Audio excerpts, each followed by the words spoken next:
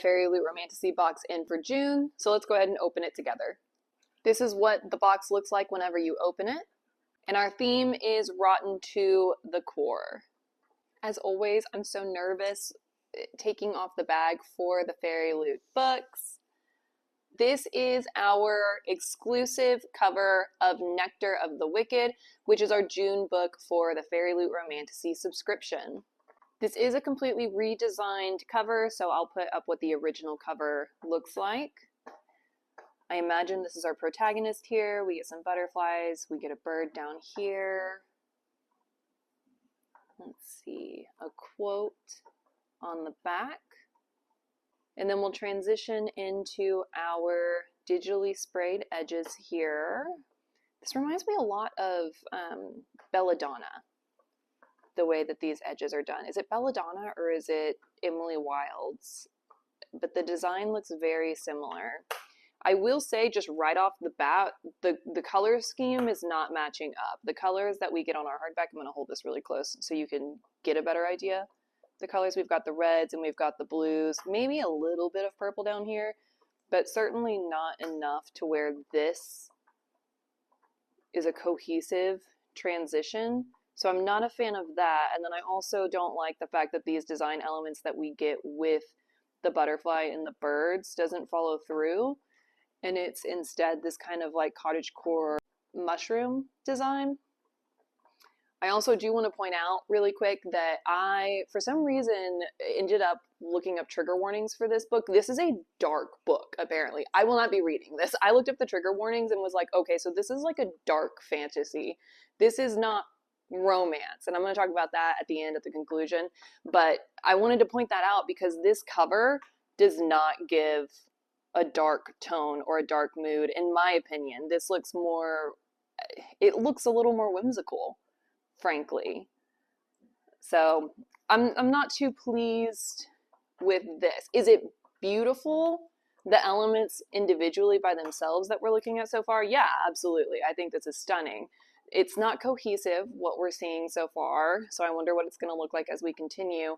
And it also, from what I know about this book, it doesn't fit the mood.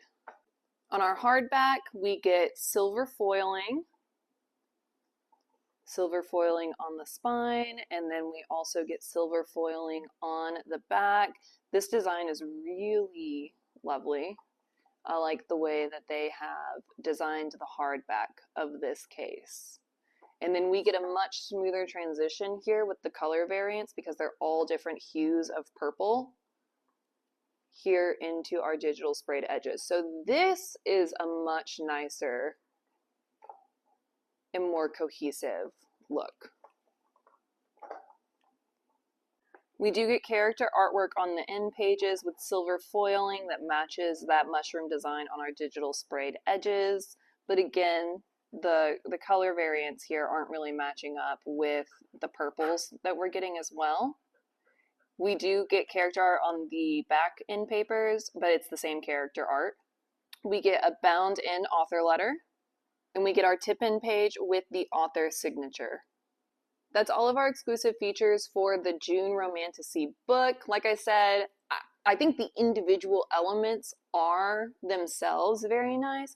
I don't think that the entire design was thought through with how everything looks together. Yesterday I opened the June YA box. That was a book that was phenomenally done, and the entire design was executed just flawlessly, in my opinion, with the way that it worked together. But you know, this is going to be interesting. So that's everything for the book. I'm going to go into a little mini rant about the subscription so far, though, so you can click off if you don't want to hear that. If you do want to hear a little mini rant, then you're more than welcome to stay on for like the next 2 minutes. The Romantasy subscription is FairyLoot's newest subscription. It started in April, so we've only gotten, including this book, we've gotten 3 books. I did read Lore of the Wilds, and that is the book that gave me pause and say, I really need to look into what Romantasy means for FairyLoot. Because what I'm coming to find out, having read Lore of the Wilds and the non-con elements in there, the grape elements in there, the essay elements in there, with the apparent toxic masculinity that's happening in A Curse of Blood and Wolves that I got not from reading it myself, so I will say that, but from looking at some of the contents and or reviews and things like that, and then from looking into the trigger warnings of this book, which seems very dark and which seems like we have more abuse, we have more essay content.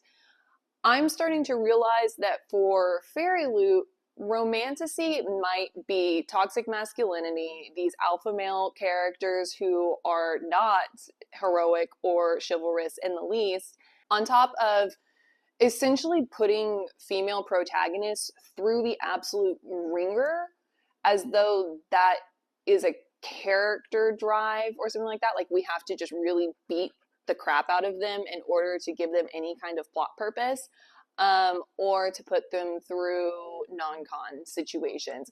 I'm not okay with that.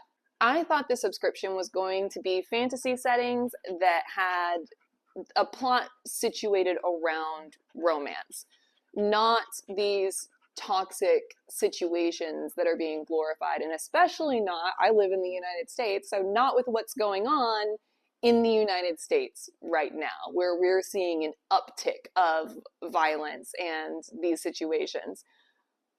I'm not happy, is what I'm trying to say. And I'm not getting rid of the subscription yet because I'm hoping that they get feedback and they change the books that they're picking. I just got The Wren and the Holly Library, which is supposed to be the July pick. I got it on audio, so I'm going to listen to that and see what that's like.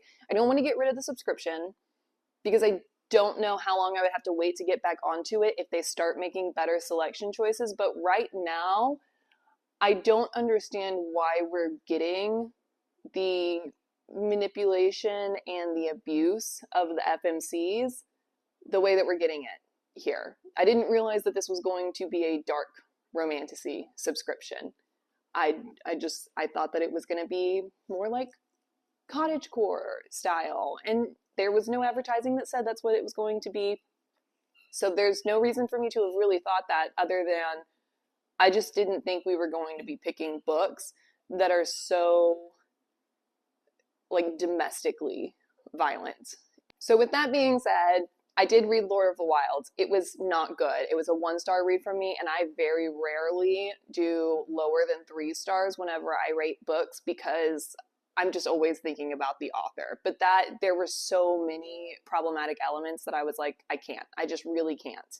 I haven't read A Curse of Blood and Wolves, and I think that one's okay, except for the fact that you've got that alpha male that's kind of toxic and we don't need to be seeing in romance. And then everything that I've seen about this is that it is, check the trigger warnings, and that the FMC gets put through a massive amount of like violent abuse.